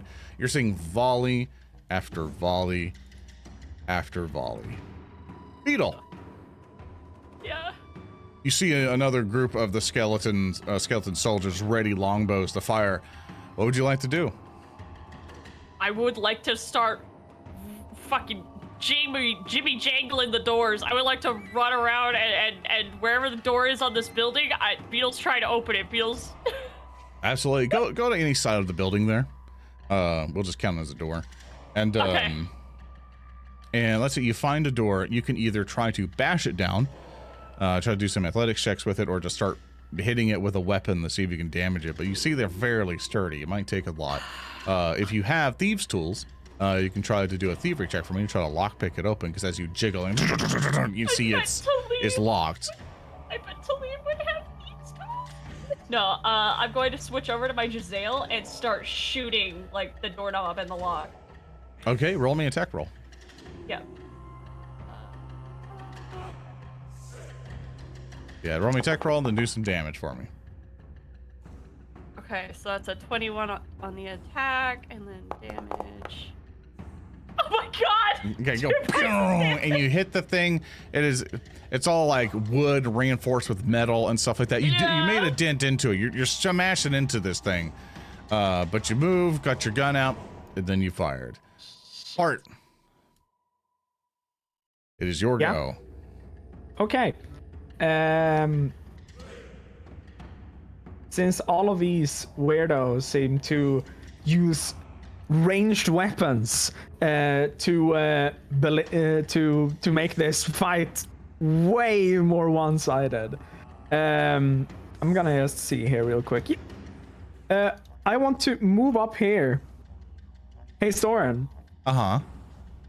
I want to reach through, and since I have 5-foot reach when I'm big, I want to kill this guy. Okay. So Hard is just gonna walk up, and they are firing their arrows. It's really hard to miss Hard when he's this big. But they did. And Hard just reaches an arm made out of arms through the gate towards this dude right in front of him. I will use Flurry of Blows to strike him. All right, let's see it. Got a It's hit. a 5 for a total of 19. That's a hit, baby. I rolled 14 on that guy. Bam! Good hit on him. Second attack. That's a nat 1. Give it to me. Yeah, that's all. You have an action left, right? Yeah, I have 1 action left. Yeah, go ahead and do your last action. I will look for a complication. 'Cause I robbed Chad of one, so they need blood. So. Heck yeah. Yeah, Heck sure, yeah. yeah. I got you, Sage Chad. them. I'll do my last attack at him. Remember, if you too want to submit a complication of bad things that happen to people and natural ones, you too can go to patreon.com/narrative declaration and mess up the players. My final attack was a total of 22, causing it to be Excellent. hit. I roll damage. I get 17. It's like, I'm going through my Google Sheets stuff. For some reason, my sheets were zoomed in at 200%. I was like, what? Okay. Late night, my eyes don't work. I need to make the letters bigger. Let's see. We're going to do, let's see. I'm just trying to get somebody who hasn't had one in a while. This will do it. This is a little hee-hoo. I want to take this from Sam. Thank you so much, Sam, for your complication. You're on patreon.com/narrative declaration. And it is called Mosquito. A mosquito or other small insect whines in your ear. It's loud, annoying, and it won't go away. You're fascinated for a short time, or if you can get rid of the bug somehow. Okay. That's great. Also, I'll apply that Starts damage. punching the air. Boom! You're just punching in for the thing. I don't know if I have a fascinated thing for it. I'll probably have to go. Ah, there it is. Fascinated. Oh, there's the toggle. Oh. Cool. Got little hearts. And so for that, another volley of arrows begin to go your way. I'm just going to summarize it with two of them. They've done the same thing. One longbow, two longbow for that one. Then one longbow, two longbow for that. Just arrows, just do nothing They really plink. landing. They're just They plink plinking off him. your skin. And so with that, the one who attacked you, Hearts, will take a step forward, and he will try to get you with his longsword. Misses on the first, misses on the second, just trying to fend you off. This other one will try to aid his friends and go after you, Heart. Missing with a 2. Second strike comes after you. Natural 20. Yeah, 20. Yeah, baby. Rolls, it hits you for 18 points of damage. Oh no. Oh my god, oh my god, oh my god, oh my god. Gray, it's your turn. Gray is okay. Still looking around for anything other than the bar doors that Beetle is trying to like get open. Would I be able to roll for that? I do apologize. I got distracted. One more time. Oh my gosh. I'm so sorry. Gray is. Oh, he's okay. Gray is still looking around to see if there's anything other than the barred doors that the barred windows that Beetle's going at to see if there's any way out of this. While basically Hart has these distracted. You see Would I that be to able the to- further to the south, there is a sort of like stone door. Basically, what's all around you is you see the little like mini personal graveyard that this back thing has. Maybe some family lineage, maybe someone kind of rich enough in this quarter to be able to own a house like this. But the stone kind of, it's like a stone fencing, like remember like a high privacy fence. Imagine that, but it's like made of stone, like a good chunk stone wall. You see that there is like a kind of like a gate that's over to the south, but you see it's pretty, you know, it's pretty part of it. It really might be hard to move and unlock. There's chains kind of wrapping around it. All right. So you see if you can try to bust those chains or help out with shooting or help out Beetle, or maybe just find a way to, an inventive way to try to climb over. It is about like 10 feet, about 9 feet, I think it's pretty much the privacy fence level, but basically that tall of a fence there. So it's either options you would like to try for that. Which one would you like to go for?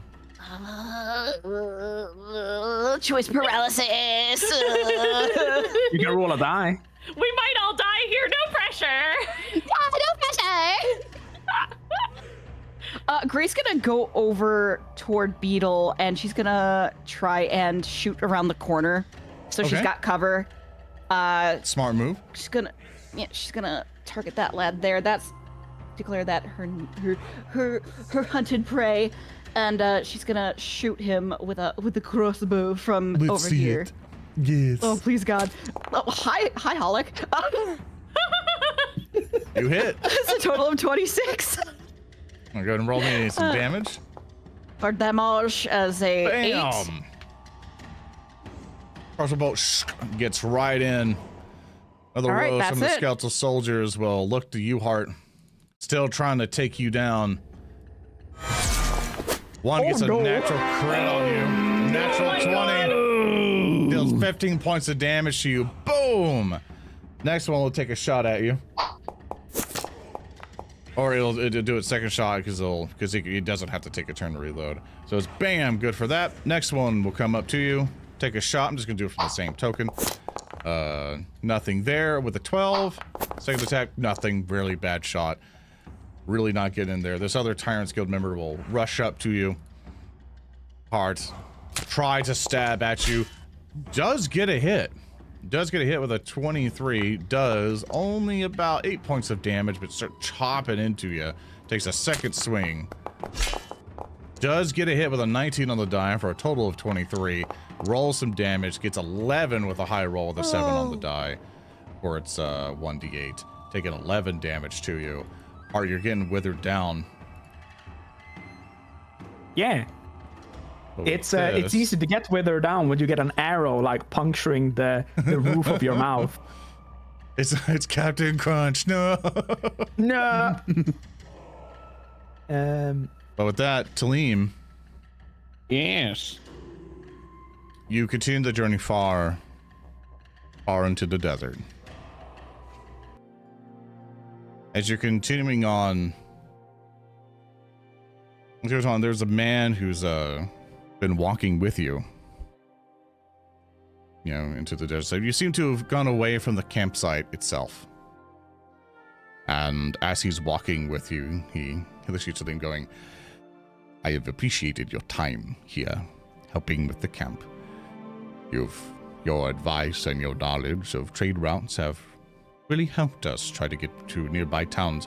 We were very low in supplies, so thank you, Tellem. You are most helpful. Tellem will he'll look at the sands out in front of him, and he'll look back at the man. And he's like, "It has been a pleasure to work with the caravan, to have purpose yet again. I am simply trying to make my way in the sands like everyone else." As we all are, friend. But of course, I do not feel that your journey it ends with us. So it might be a paradise for able to drink wine and be drowned with coin as we go along our routes. Even though there might be sadness here and there, there's a lot of happiness here in these sands. But I do not feel that this is your destiny. And of course, he will kind of lead his hand over, and you see kind of like on a peak of sands, on a peak of one of the dunes here, something just formulates into the air. The swirl of magic, this kind of dark green grungy energy will come together. Shout out to Content Aware Tool in Photoshop. Because fuck this shit, man. So as this kind of it's just like seemingly just like energy, this kind of like portal appears in front of you. The man kind of turns to you, and you see that one of his eyes look a little bit off, as if like you don't remember him having like a gem in one of his eyes. He looks at you and go, I do believe that you're not done with your previous caravan. I thought I would end it off with a gift. A thanks for helping us here. Tellem like looks at him, and he looks back at the portal, and he's like, I don't understand. There's still much work to be done. There is, my friend, but I think we have it from here. I think your work is required in another place to find the blacksmith and make it whole. And Tellem kind of like tilts his head and like looks at him and is like, find the blacksmith and make it. Oh, and he kind of like stops for a second. And his eyes go wide. And he's like, I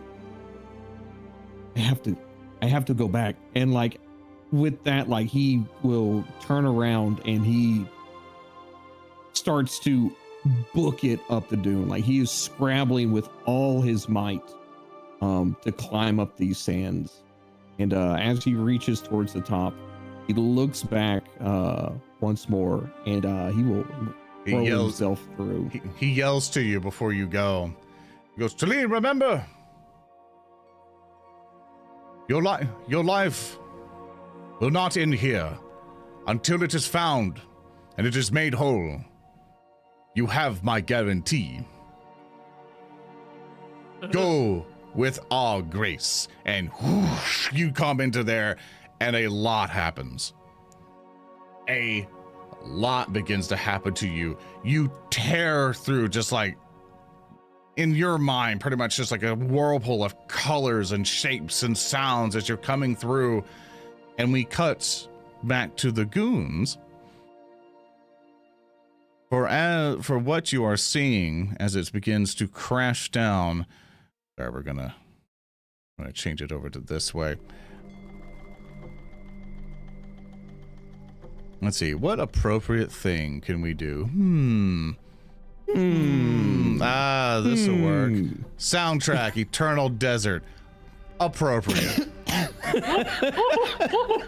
As it comes on down hard, you're smashing against the target, like slow motion, like in the perspective of that, you're fighting them off, you're protecting your friends. You're famous right now. They know of you. You are the mountain man that they fear. You are a celebrity in people's eyes. Your face, as you get a glimpse on one of the walls, your face is on a picture with some numbers under it. I don't know how many numbers there are, but there are numbers. Beetle, Gray, You're you're hammering into one of the doors here, trying to crack down a thing. You're caught like a rat in a trap. You're cornered. There's nowhere to go. You're desperately trying to find a way out of here, but you all hear a rumble from above. You all hear a rumble from above as if a stream of something, just like lightning, just basically comes on down and comes right into the middle of the mall. Tellem. Yes. You have a spell you wanted to try, right? That's right, I do. Oh yeah, the Falcon Knee. It's the Falcon Knee, right? It's the Falcon Knee. Cast it for me, please. If I could go ahead and cast for you a 1 blazing dive. Read it for me, please. I'm sorry, you say again, you cut out a little bit. Read it for me, please. Superheated air collects under you, buoying you high into the sky before you plummet back down in a fiery comet. You fly 15 feet straight up in the air, then fly in a straight line to the empty space of your choice on the ground within 60 feet. When you land, the blistering air from you dealing 3d4 bludgeoning damage and 3d6 fire damage to all creatures in a 10-foot emanation. Tellem, as you crash down hard through the thick of it all, you see this blazing fire and just magic and everything. Whoosh, fire like coalesce in and just explode. But you recognize the person as Tellem. But Tellem, you're whole currently. You feel bits of you still fading, but as you kind of crash down into it, you see that your skin is still there, but you know that it's quickly fading. You know that it's quickly fading. You're returning back to your ghostly origin, but you feel that you're on a time limit. Tellem, yes. All of your attacks automatically crit and hit. No! This is really cool. He's limit breaking, baby! Place a 10-foot emanation for me and roll me damage. All right. So I will put that right there. And That's me just roll that damage for you. So for them, that gets all the skeletons. So 1, Damn, 2, they're skeletons. 3, 4, 5, 6, 7, 8. They all take double damage. Boom! Pretty much all of them. Here, hold up. I can do this. 1, 2, 3, 4, 5, 6, 7. Boom! Gone, gone, gone, gone, gone. All auto crit. It's your moment now, Tellem. And it's your turn. So, as he, as Tellem, lands in the middle of them, he, will stand up, look at everything, and he'll, pull his axe coil out of the sheath.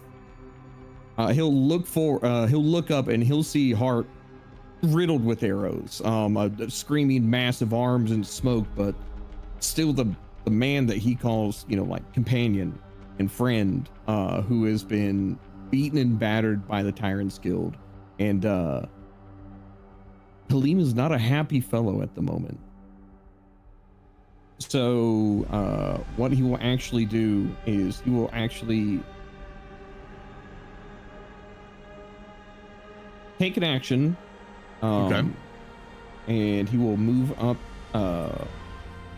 basically rush up behind the guards, or behind the 3 Tyrant's Guild members, and the one right in front of him, he will, let me go ahead and target him, and he will go to shove that sword right between the man's shoulder blades, before he can even turn around. Let's see it. You auto crit, roll critical damage for me. Gone. Jesus. That is 32 damage in total. That 32 man got damage. obliterated. Absolutely for the term. Gone. With fiery splendor, just trail of magic and everything. As your body begins to kind of disintegrate, your ghostly vision. Have you ever seen Shadow of Mordor or so ever played it? You know, like the Yes. kind of attacks happens where it's a real person, then like the ghostly vision comes out and like assists with the attack. Think of that as you go shring. There's a trail of ghosts, just whoosh. That's kind of like it's trailing behind you as you go, making a magical splendor.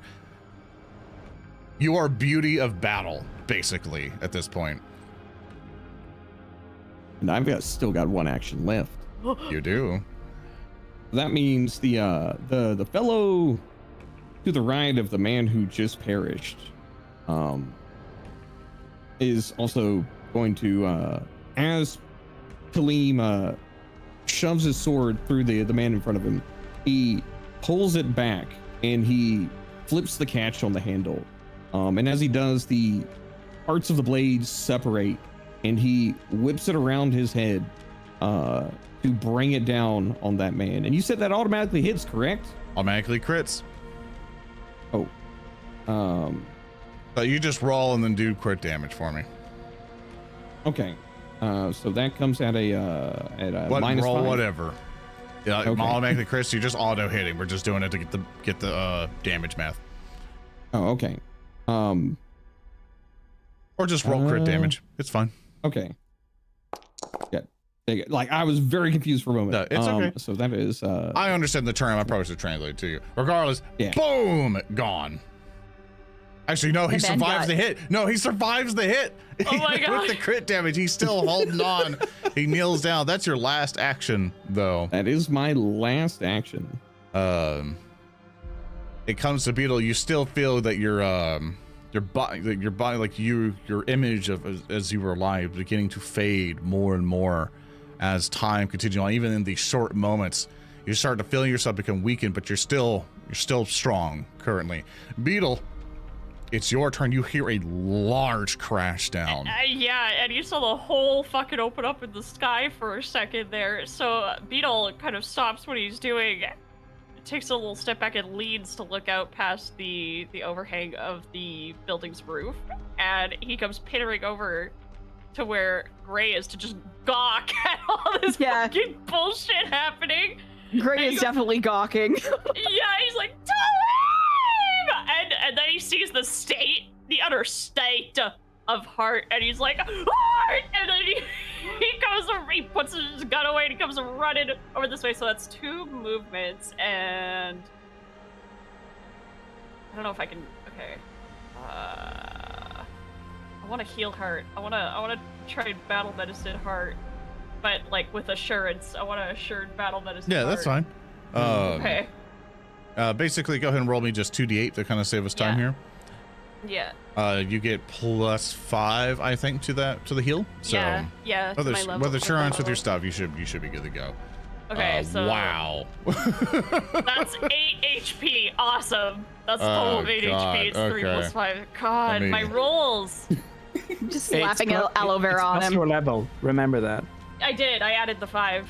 Oh, good. Nice. The base roll is a fucking 3, dude. You roll a 2 and a 1. It's fine. It's fine. So, Oh. all right. So with that, you walk up, do heal. What else do you like to do? You have 1 action left. I do? I moved twice. Oh, you did? My bad. Don't you have Doctor's Visitation as a feat? Yes. Then you can move and use battle medicine as 1 action. Yeah, we'll take that. Sick! You moved fucking once, sick! did that. You have 1 action left. Oh my god, thank you so much, Salty. Yeah, I do have it. Okay, The well, clutch 1 action left. Get the band-aids! Get the band-aids! So you, I think for you, I'm treating wounds. Okay. yeah, I think you can do it again with one of your things, if I remember correctly. He's a medic. So yeah. Yeah. So go ahead and try it again. 2d8. Medicine. Oh! Oh no! Well, you rolled. That's fine. You crit. So 48. I'm treating wounds. 48. So Holy 48. shit. You still have to do battlefield medicine.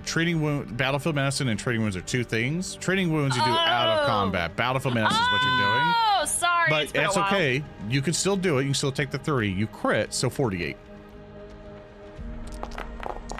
That's really, really good. So you're gonna do that. So Okay, heal Heart total so- for 30, and I got you for you.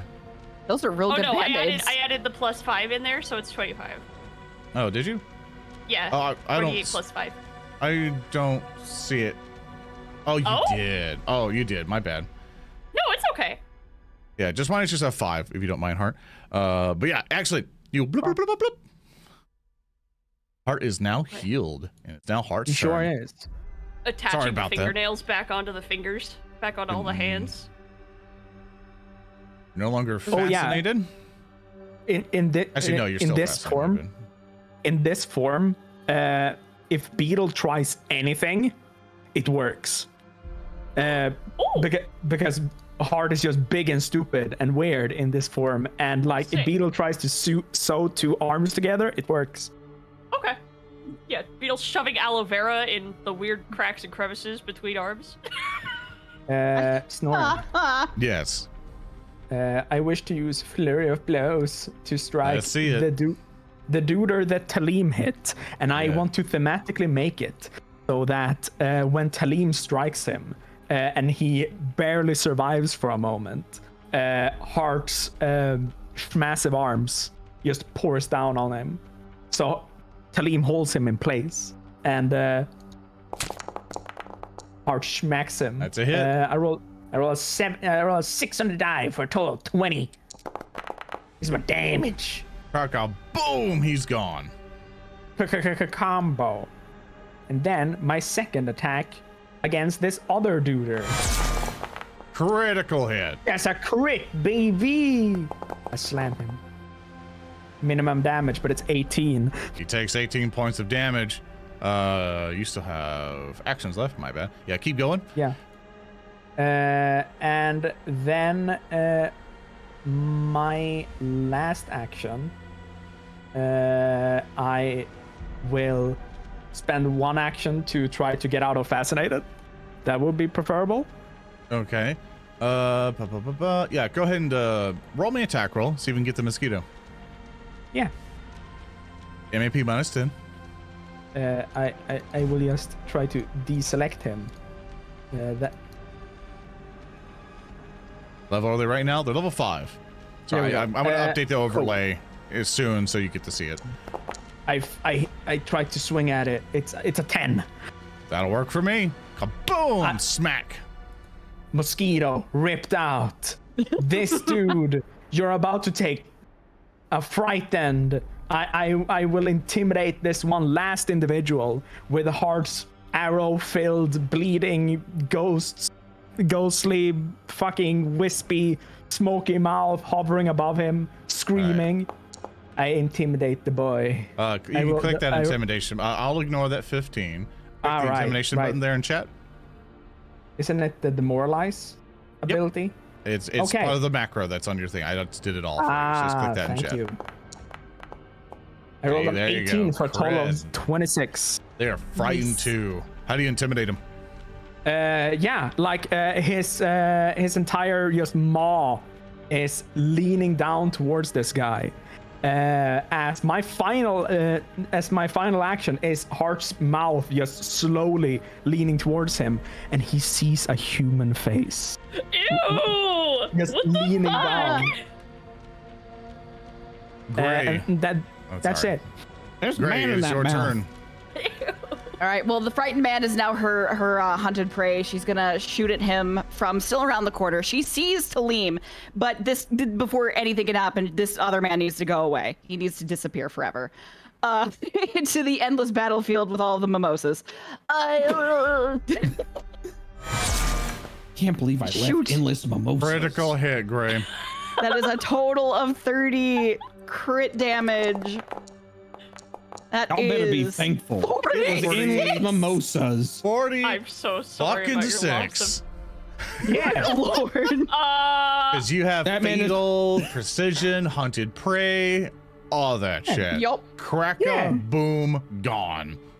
That guy just got so scared his head exploded. He gets Gmod Team Fortress 2 sniper arrow shot just onto the wall, ragdoll. Exactly. And so with that, and then she's gonna go join everybody. and so with that, combat is now over. Before you stands a Tellem, seemingly no longer dead, but you see a ghostly, like it's if like something like ash in a way is going from him. But Tellem, you stand there. You're back.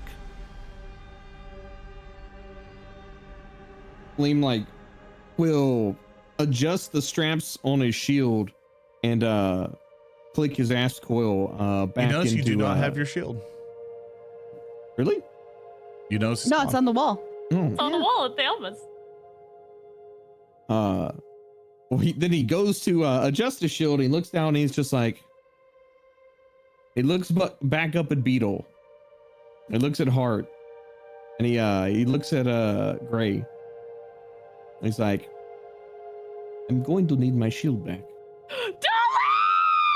Gray is gonna hop over this fence, and I can't move him because there's a wall. It's a wall. Yeah. It's a wall. So she's There right in front of him, right here. Hard crunches across the corpses. And she's you Cry- step over the crying. fence. Big she's going hard to cries. stare. She's going to stare at Tellem silently, and then throw her arms around him and pull him into a hug while he is still corporeal. Don't you ever leave us again. What is this? Did you come out of the rock? Were you in a rock? Tellem looks down at Beetle, and he kind of like winks at the little kobold. He's just like, the sands provide. What does that mean, you cryptic fuck? I missed you. He is now bear hugging him. Do not move. Tellem, for once, after many years, you finally feel physical contact for only the slightest moment before it goes away. It's still lasting now, so these are your opportunities. Hart lays his arms around them and grows to his regular size as he does. It's a group hug. Why are you trying to make me cry? Why are you trying to do that? It's not funny. As Gray is basically holding on to him, Tellem will throw an arm around Hart's neck if you can, and put a hand on top of Beetle's head, and I kind of look around as so how much money have we made? We gotta get out of here. Let's talk about that another time. Plenty to get you restocked. We gotta get out of here. We gotta get off the streets. We'll get you your shield back somehow. It's at the Or a Elmas. better one. A better one. A better shield. Should we go back to the Elmas? Let's figure that out later. We have to get off the streets. Yeah. You're back. Hart can't like do anything. He's just crying. Me too, Heart. Get it together. Come on. We have to keep moving. I know, dear. I know. Just Tellem. trying to like. Yeah. Tellem. Before it fades, you smell again. You feel again. You feel the warmth of your friends. You smell the food from the stalls. You remember all of that from once when you were alive. But as they hug you, and as the senses bring you potential memories, if they do or not, it all fades as you return back to your ghostly visage, as you return back to your ghostly form, and their hands kind of go through you, and you return back to normal of being a ghost. What do you do, Tellem? Fuck! Tellem kind of like he you know, as his feet kind of start to lift up off the air or lift up off the ground, and he starts to, you know, hover in place again. You know, the various pieces of, you know, cloth that he wears starts to flow in a non-existent breeze.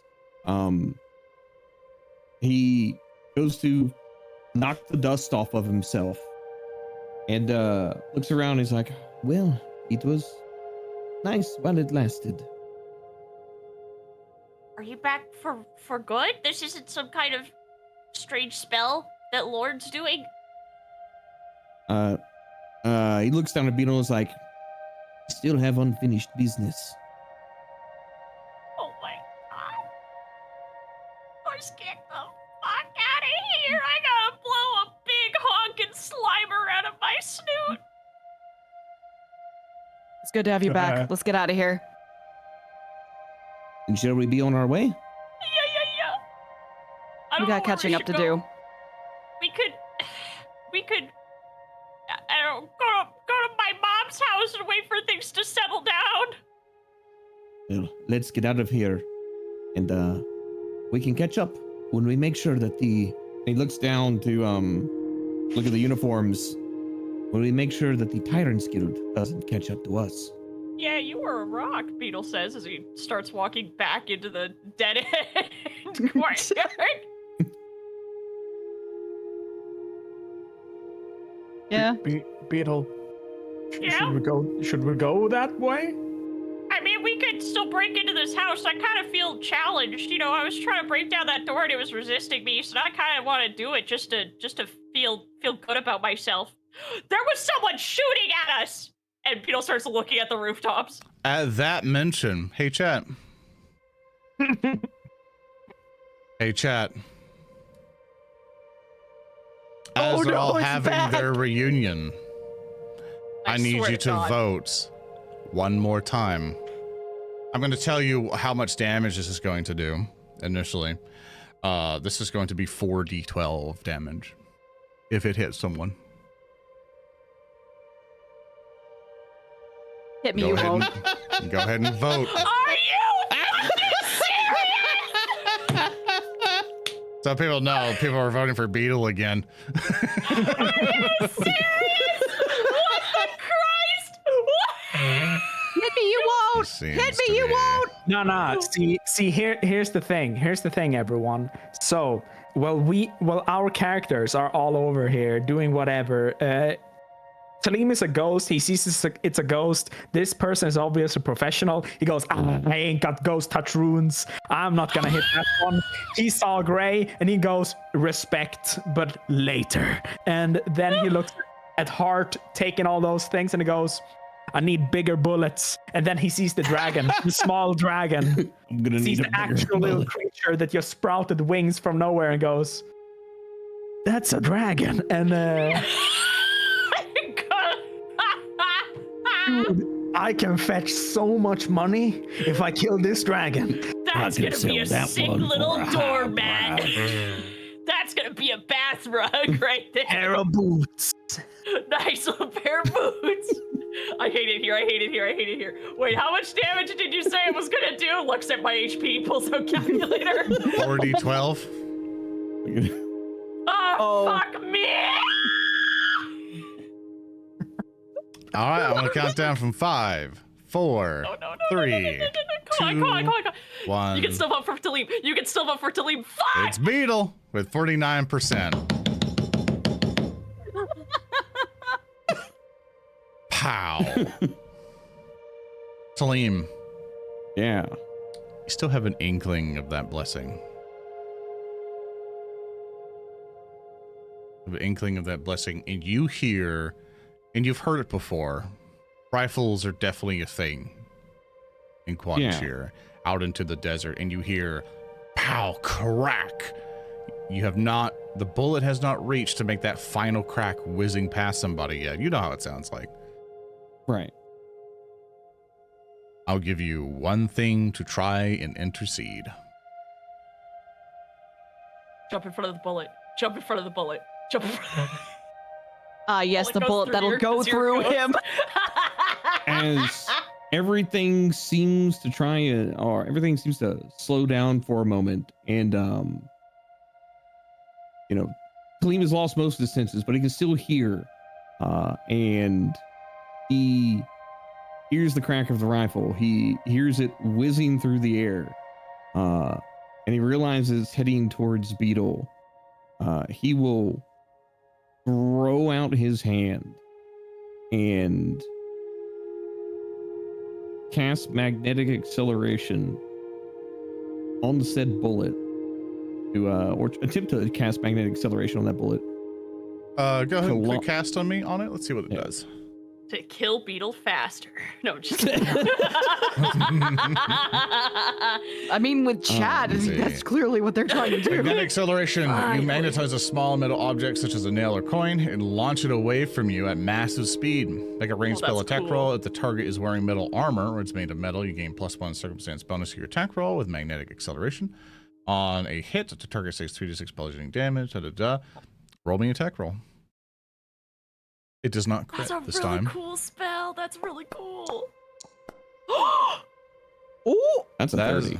is a 19 on the die. Beetle, you see this bullet. Like, you don't see it, but you hear the crack and you know what it was before. You're like, oh no, milliseconds pass. Tellem, you hear it and you quickly react. Magic coming through as if slow motion. The just waves and threads of magic come in as if grabbing the bullet by itself and just tugging it with all of its acceleration, with its accuracy and the skill of the hunter. Just almost by you, Beetle, scratching your cheek as it passes by. Pew! And misses you. Thanks to Tellem's intervention. Oh, crackers! We gotta get inside! Beetle will run back over to this house and start trying to open the door again. Hart looks back at the two of them, runs after Beetle. Gray just kind of looks over at Tellem and just shrugs, and she's like, "Welcome back." Can you open the door? Can you open the door? Can you open the door? He's still on us. He's still on us, and I don't know where the bullets are coming from. We're gonna die! I want to open the door, Snoring. You crash through the door with help of Hart and everything. Tellem, you see your friends panic and begin to leave. You're back in Outset with all of them. I assume you guys tried to escape at this point. Yes. Try to get back Yes. to. Almos, which you still know is a safe place. How long are we berated by gunfire? That seems to have been the last shot that you've noticed. You return back to the various alleyways, trying to cover your trail as you're coming back to the ponds, Pilaster. You weave and bob throughout it all, with everyone in tow, as you continue on in your adventure in Outset. And that is where we're going to end it today.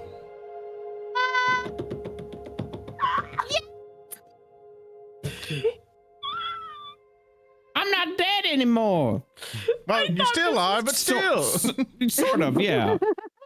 I can't believe this is the end of the session. I thought we were gonna pause. Sorry, I wanted to get a break, but it was in such a moment because I'm like, oh, someone's got to piss at some point. Like, yeah. So, oh my god. I'm so sorry to not have a break on this one. Do apologize for that.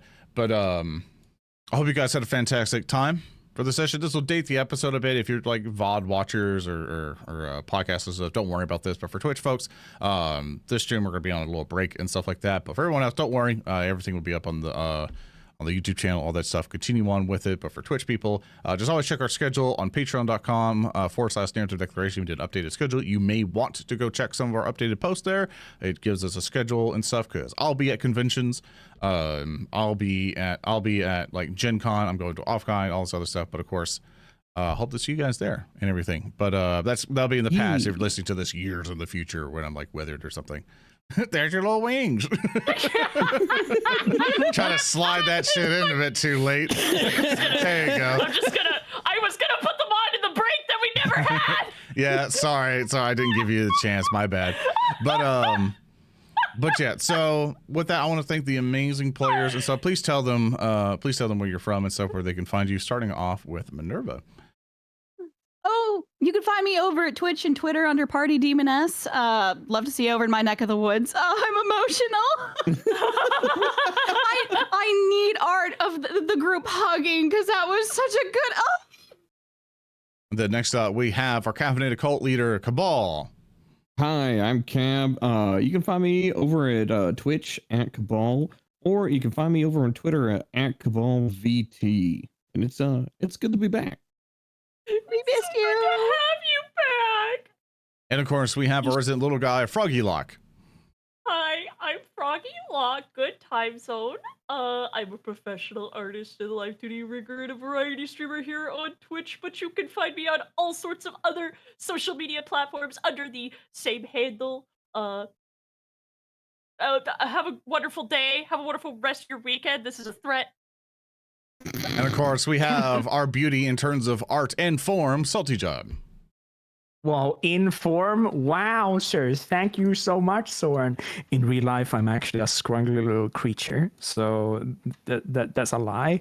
But hello, everyone. It's me, Schnaughty Schnub, as Cab would put it. I make funny art.